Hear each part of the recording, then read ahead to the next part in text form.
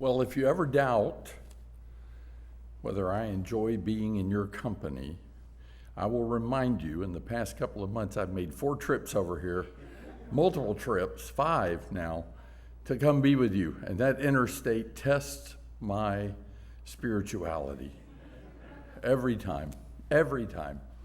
I'm grateful for the opportunities that you've given me to be in your company and in your presence. I'm thankful for this particular topic that we've been looking at. And tonight, we're going to kind of hitchhike on some of the things you talked about last week. So I kind of make that as an explanation and maybe a bit of an apology to those of you who weren't here last week or didn't hear what we were talking about. But we rooted our idea of God being invited to the marriage and planning the marriage based on Genesis chapters 1 and 2. And we're going to kind of continue along those lines with a little bit of a variation on that theme from last week. Because music seems pretty important in our weddings. Having the right music is kind of critical to setting the tone, and it often reflects the nature of the couple that's getting married, whether they play country music, I'm not talking about at the wedding itself, but maybe at the reception, or they're playing pop music, or maybe they're playing classical music, or romantic music, or during the wedding ceremony, a cappella music or strings there. Maybe when I was in North Carolina, everybody loved beach music there. That's not Beach Boys music. That's California style. But beach music, which is Myrtle Beach style. Music can be important in setting a tone for what the wedding and the marriage afterwards looks like. I was talking with a brother in Christ who was performing at a wedding recently at the reception. And he had a short break, and I went over to talk to him and said, "Hey, do you get a lot of requests at receptions like this?" He goes, "Oh yeah, all the time. And I said, unusual ones? You ever gotten some unusual ones? And he goes, "Well, one I got that I didn't think was unusual until I started singing it, and then I realized this is not a real good choice, is the Beatles song, Yesterday. Because the words are, yesterday, all my troubles seemed so far away. Now it looks as though they're here to stay. Oh, I believe in yesterday." I said, "What'd you do?" He said, "What could I do? I was in the middle of it. I had to go ahead and play it." You know, sometimes the tone of the song sounds more romantic than the words of the song actually are. So I want to offer this to you by way of introduction to our lesson tonight. Musically, harmony is what occurs when more than one note is played or sung in consonance, that is, at the same time, and with a blending of those two notes.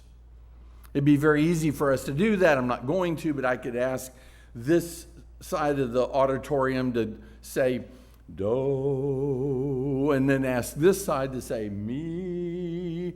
And when we put those together, it's harmony. If, on the other hand, I said this side saying do, and this side saying re, oh, that'd sound awful. Awful. Doesn't blend at all.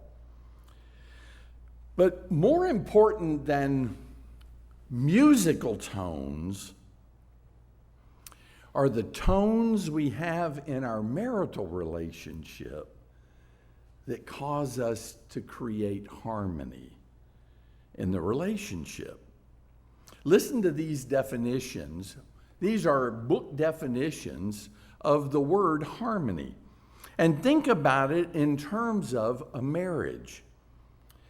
It is an orderly or pleasing combination of elements in a whole. It is a relationship in which various components exist together without destroying one another. That's a literal definition. They exist together without destroying one another. Oh, that we could have that in all of our marriages. So Michael Jackson and Paul McCartney wrote a song. It kind of emphasizes what I want to stress with you tonight. Ebony and ivory live together in perfect harmony, side by side, on my piano keyboard. And then they ask this question, oh Lord, why can't we?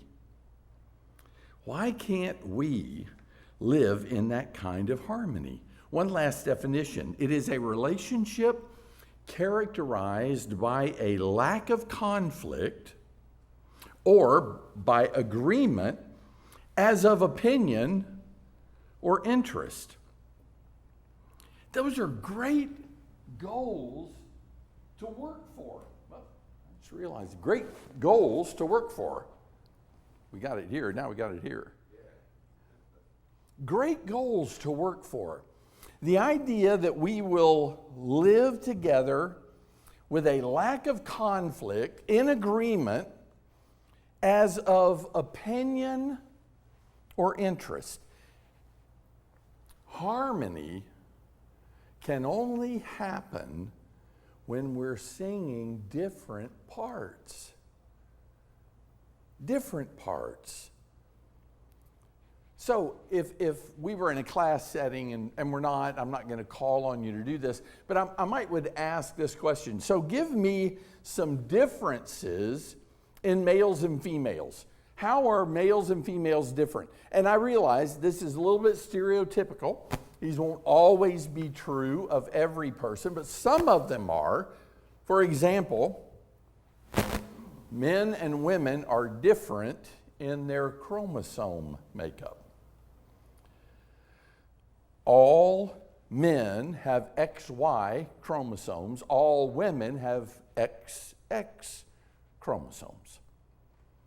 And there are no alternatives to that. That's the way all of us are put together. You can't have the kind of harmony we're talking about if you have two people with XX chromosomes or two people with XY chromosomes. In the same way, you can't have harmony if you're both singing exactly the same note. Am I making sense? Yes? No? Good. I am to two of you. Let me start over with the beginning of the lesson. Get you on board. Typically, and again, I realize some of you, maybe even in this audience, would say, no, that's not us, and I understand that, but typically, men are more analytical, women are more emotional. It doesn't make one right or the other wrong, it simply means we're different. I'm going to talk about that in more detail in a few moments. Men are more action-related, women are more relational-related. Women are more verbal, men are more physical. Those are generally true of the sexes. So what I want to really stress with you tonight is why we are different and why that's important that we're different. In the same way that if we both sing exactly the same note, we can't have harmony. There's a difference in men and women, and when you put the two of them together as God intended them to be, like we talked about last week, remember? I got gaps, she got gaps. Together we fill each other's gaps. That's harmony. So there's a great book I'd recommend to all of you, written by Walt Larimore, who's a doctor, and his wife, Barb Larimore. And the book is entitled, His Brain, Her Brain, How Divinely Designed Differences can strengthen your marriage. Divinely designed differences. So we humans are binary creations. There's the male and there's the female. That is unchangeable. There are only two possibilities with a sperm and an ovum. There is no third gamete. That is always the way it is, which is just shocking to me. I'm not trying to get political here, but I can't help but at least mention this, that a Supreme Court justice could be asked the question, can you define what a woman is, and say, that is not in my realm of information. Folks, that is in everyone's realm of information. There are males and there are females. Sex is not a spectrum. It's not a spectrum. It's not, well, there's this on one extreme and this on the other extreme, and there's all kinds of variations in between. It's not like a color wheel. It's not a petri dish for gender identities. And I realize I'm probably speaking to the choir. But you need to know that in February of 2024, just a little over 2 years ago, there were 72 different gender identities recognized by the American Medical Association. 72 different identities. Folks, I got to tell you, I don't even think I can get that many hair colors, much less identities. And you know, this month, June, is celebrating those 72 differences with Pride Month. All pride is not bad. I'm proud of my God, and I'm proud of my wife, and I'm proud of my children. But Pride Month reminds me of Proverbs 16:18. Pride goes before destruction, and a haughty spirit before stumbling. We are designed to be different. We are designed to be different. Males have testosterone in abundance. Females typically do not. Females, on the other hand, have an abundance of oxytocin and estrogen. Males have those, but not to the degree that women do. Those hormones make a difference in men and women. That testosterone is what gives men the option to shave their faces, to build muscular strength that women don't have. Oxytocin, on the other hand, is the cuddling or bonding hormone. It is released when we hug or touch others.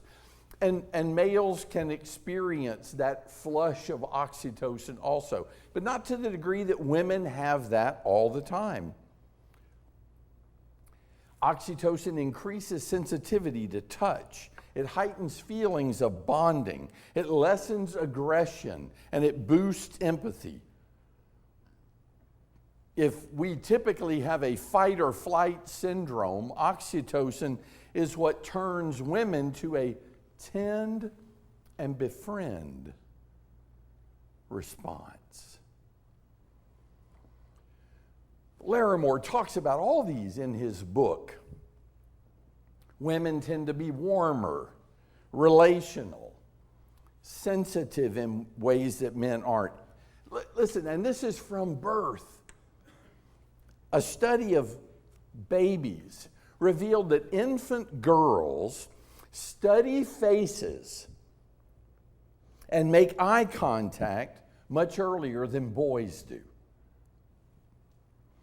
1-year-old girls look at their mother's face 10 to 20 times more than boys. Girls are looking for relationship, even at an early stage. They are checking for signs of approval or disapproval. And as a rule, boys don't care. They're not looking for that. That's not how they're oriented. Teen girls get stressed about relationships. And they ease those fears by doing what? Banding together and being socially connected. So, I remember looking at the campus of Florida College when I was a public relations director there and seeing girls constantly in groups huddling up, walking across campus, arm in arm, or their arms over each other's shoulders, or even holding hands. And this is a relational thing. I never saw a young man on the campus holding hands with another young man walking across campus. And had we seen that, we would have thought that's not normal or usual. It's different for girls and for boys. Teen boys, when they reach puberty, and they are flooded with testosterone during that time, the voice begins to change, hair begins to grow, musculature definition comes into play, and aggression becomes more pronounced. Teenage boys, unlike teenage girls who want to band together and be with others, the boys want to be left alone. Or socializing, except in two areas.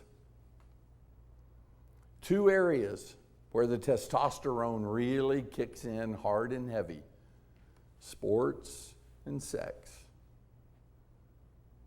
And so they're looking for that. And I was just this past week, dropped my grandchildren off. I think I've told you, I raised 3 daughters. At our table at night, at dinner, conversation was frenetic. I remember people coming to eat with us at our table and being shell-shocked at how much conversation was going on from one to the other all over the table. And even now, when my daughters and my granddaughters are at the table, one can hardly follow the conversation. And then my daughters gave us 6 grandsons. And I realized why I was given daughters. Because I didn't understand my grandsons. I couldn't get them to converse like I could my daughters.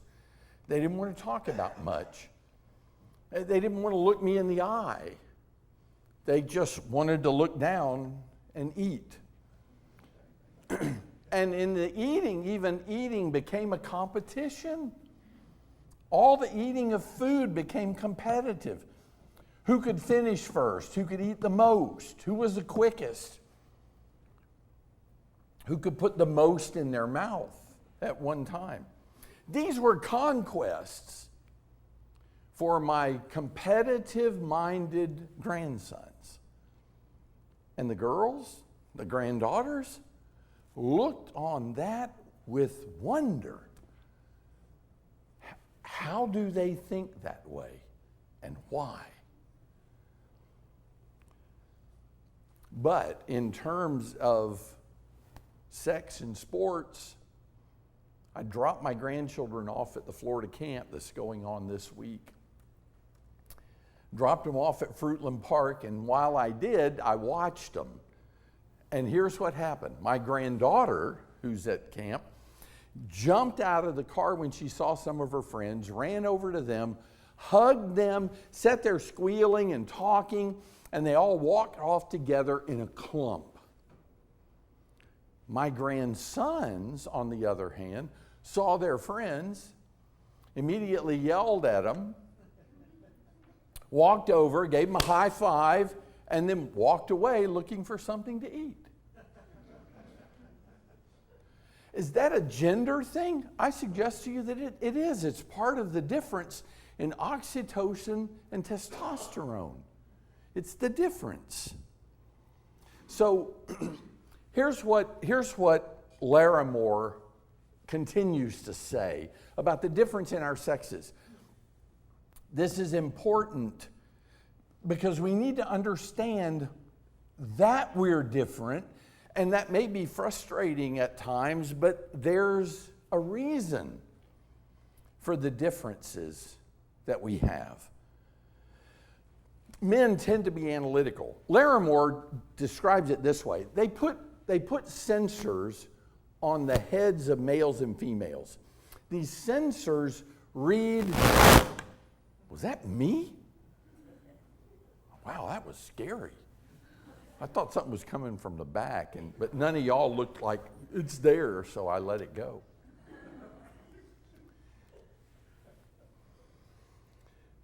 Larimore says they put these sensors that heat up when those parts of the brain are operating. You know, like when you operate your computer, you take your laptop and you open it up and you start working on it. What happens? Underneath it, it gets hot, right? It starts getting hot because it's being used. Your brain lights up in different parts because you think with different parts of your brain. You think differently with different parts of your brain. And so they started seeing, how do men and women light up when they process information? When a baby boy is born, a few days after birth, his brain experiences what's called a testosterone wash. His brain cavity is flooded with testosterone. And here's what that does. Prior to that, the little boy's brain is just like the little girl's brain. You have two hemispheres, a right and left. And they're connected by these bridges, these neural bridges that connect both sides of the brain together so that information is easily running back and forth all the time. The testosterone wash in a boy, in a male, breaks down most of those bridges so that there are only a few ways across from the left to the right side of the brain. So when males process information, Larimore said, here's what they found out. That the left side of the males lit up first, and then the right side lit up afterwards. It was like the information went in here, and then it jumped the bridge and went over to the other side. It's the left side of your brain that is most analytically oriented. So when you do math problems, male or female, your left side really lights up. When you are emotional, it's the right side that lights up. Now, women never have that testosterone wash. So when you give a male information, it goes like this: light it up, process it analytically, and then think about it emotionally. And what's your decision? That's the way men process information. Look, it's not all absolutely cut and dried that way, but that's what the evidence shows again and again and again. Women, on the other hand, still have all those bridges. And you put information in a woman's brain, and both sides light up at the same time. They're lighting up. So she is both analyzing and processing emotionally at the same time.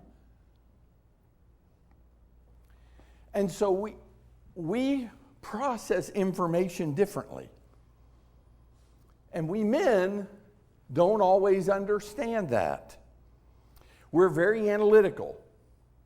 We're very task-oriented. We are very assertive because that's part of our competitiveness. So we pound the table because we're right. Men tend to be that way. I've sat on committees with men and women, and the women are just as competent, if not more so than I am, but they speak differently in those meetings than the men do. So this man bought tickets to the Denver Broncos game so he and his wife could spend time together.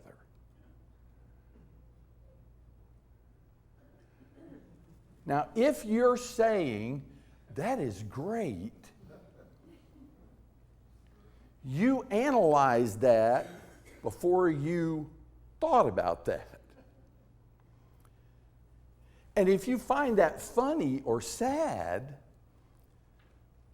my guess is you're processing all that at the same time and saying, that won't get him closer to his wife.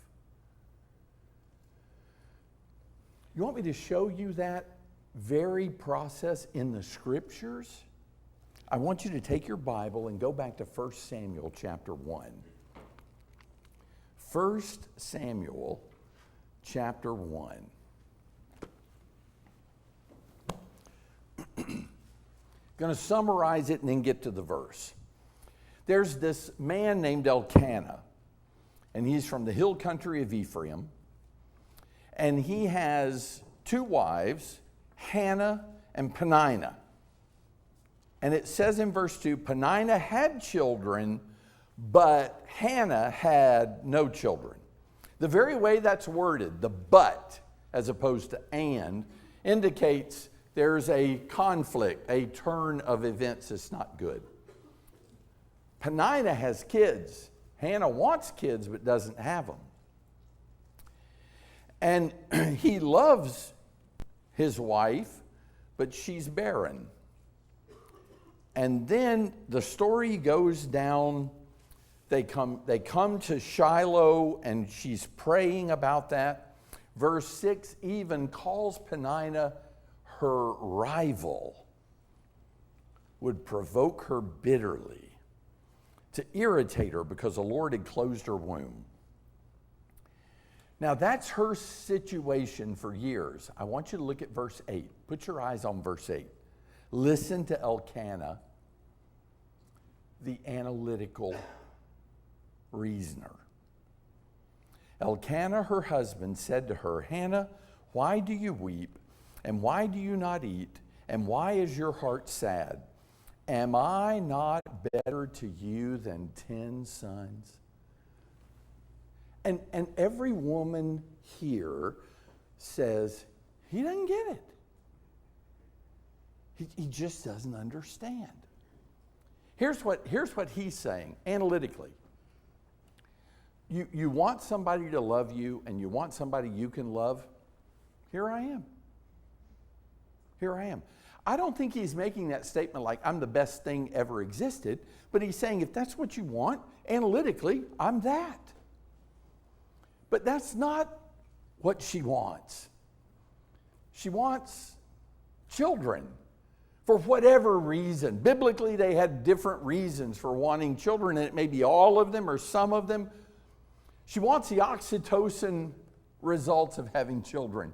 She wants to have that feeling, that warmth, that nurturing that she needs. She can't do that with Elkanah. He doesn't get it because he's analytical, and she's not primarily analytical. She is both analytical and emotional all at the same time. All at the same time. Listen, I want to tell you, women think differently than men. And that's a great blessing for us. Both of us are needed in the relationship. I think if a man could get inside a woman's head for just a few minutes, he would beg for release.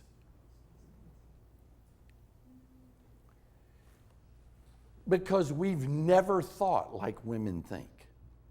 We've never reasoned the way they do. And I find it frustrating sometimes, but I've learned through the years, after 51 years of marriage, there is something to women's intuition. Because we'll go to a gathering and I will say to Paula in the car on the way home, "Hey, did you get to meet that guy, Samuel?" So she said, "Yeah." I said, "He was really interesting. I think I would like to know him better." And Paula's sitting quietly. So I start making my case. I mean, he likes to read, and I like to read. And he's a Bucks fan, so he's obviously from the Tampa area. He likes to go to restaurants. I like special restaurants. And Paula's quiet. And I'll say, "What's wrong?" And she'll go, "I don't know, I had a feeling about him." Now, my analytical mind says, "What is it? Was he packing? Did he have a gun? Did he draw a knife on you? Did he threaten you?" See, my analytical mind, what was wrong? Did he glare at you or make a pass at you? What? No, none of those things. And now I'm getting frustrated. "Well, what was it?" Well, and she'll often say, "I just have a feeling about that." And you know what? Most of the time she's right. The next time I meet Samuel, it's on TV and he's been arrested for something. You know, I mean, it happens all the time. And I think the reason is because we just analyze this. Men, may I suggest to you, don't try to analyze romantic gifts for your wife. I was speaking in a congregation one time and I said, as a man, I think this way. Look, if my wife likes flowers, let's just say she likes yellow roses. I can buy her real yellow roses and they'll last for maybe a week. And I've spent a lot of money for them. But I can go to a store and I can go to Michael's and buy a whole bunch of yellow roses and they will last for years. And that seems to make sense to me. When I said that, somebody in the audience, I couldn't tell who it was, said, "Amen." See, he was on my wavelength. It was a he that said that. People laughed. Mostly the women, but the men laughed too, because they understand, even if I can't explain it, even if I couldn't, that there's a difference in artificial flowers and real ones. So after the service is over and I'm standing talking to people, this woman comes walking toward me and she has this man by the arm and it's clear she's clutching his arm and pulling him. And she comes up to me and she says, "I would like you to meet my husband." And I said, "Okay," and I shook hands with him. And I looked back at her like, "Okay, I did." And she says, "I just want you to know how much his amen is going to cost him."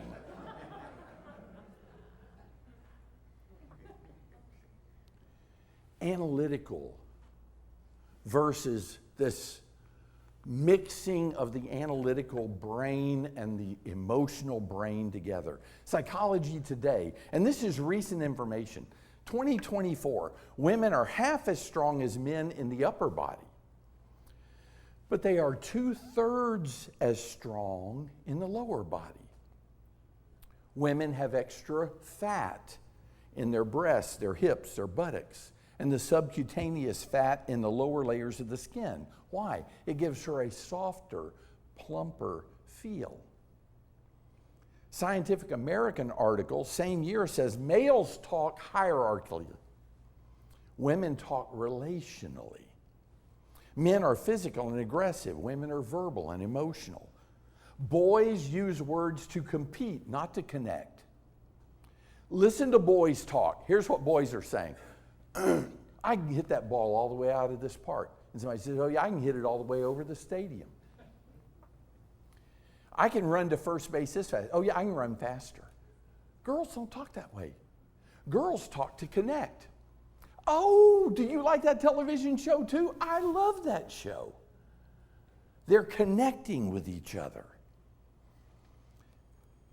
Girls delight in finding out they're alike. Now let's bring it down to some scriptural applications. Does all of that play into their role differences? Men and women harmonize best when they sing their part. Have you ever thought about this? We talked about the Garden of Eden. We talked about that last week. And it's the woman who eats the fruit and gives it to her husband, and he eats. And they're both punished by that. But the punishment is made to fit not the crime, but the criminal. Did you ever notice that? They both did the same thing, but they're not punished the same way. Because God is punishing them based on their gender. I'm in chapter 3. Women's curses are all relationally oriented. She has a relationship with the serpent. And you may say, well, of course she does. Women don't like snakes. They never have. But this serpent evidently had enough influence over her that she listened to it. She must have trusted it in some way, but now she doesn't. God says, I will put enmity between you and the serpent, and between his seed and your seed, relationally. What about her relationship with her children? Oh, you'll have children. You'll have children. But it's going to come with pain. A lot of pain. A lot of discomfort. And a lot of pain. And what about her relationship with her husband? Oh, you will have the desire for his position, but he'll rule over you. You will be subservient to him. Now look at the man. There's not one relationally oriented curse on the man. What does God tell him? Cursed is the ground because of you. In toil you will eat of it. What's the man's deal? Action, accomplishment, achievement. Oh, I'm going to make that extremely difficult for you. You're going to sweat when you work, and it's going to bring thorns and thistles, and you will eat bread till you return to the ground when your work ceases. Talk to a woman, talk to a man. One more time, listen. Ask a woman, how are things going? Tell me how things are in your life. And you know what invariably she'll turn to? Oh, let me tell you what my kids have done, or my grandkids, or let me tell you what my husband did this week. She talks in terms of relations. Men don't do that. Ask a man, how are you? What does he say? Whew, I'm worn out, man. Work is tough. Or job's going okay, but I'll tell you what, I do not know what to do with my golf swing. It is terrible, and I'm hooking the ball every time I hit it. Men talk in terms of action. They don't talk relationally. Men don't stand there and say, hey, show me pictures of your kids. I want to see them. Women do. Look at the garden curses. The women's are all relationally oriented.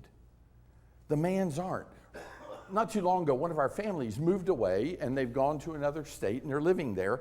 And I happened to be in that state, and I went to lunch with them and visited. And here's how the conversation went. I talked to the guy, hey, how are things going? And he talked about his work. He talked about where they were living, and he talked about the traffic, and he talked about sports, and he talked about activities at church. And then I turned to her, and I said, how are things for you? How are you enjoying it? And she said, oh, the kids are doing well in school, and they've made friends, and we get to spend a little time together on the weekends doing some things around here that we don't get to do otherwise. You hear the difference? One's not better than the other. They're just different. So God had these expectations. I know we got to stop. I got another half a page of notes here. God wanted man to be the head. That's why he created him first. But he needs that woman to help make decisions because she thinks differently than he does. She is the Ezer, his help, meet for him. He leads with his wife and with his family. Ephesians 5:23 and Ephesians 6, verse 4. It's hard to sing harmony when the notes are real close together. But that's the way we've got to live in our marriages, respecting and honoring the differences that we have with each other. Okay, we'll stand adjourned for a few moments. Kids are coming in.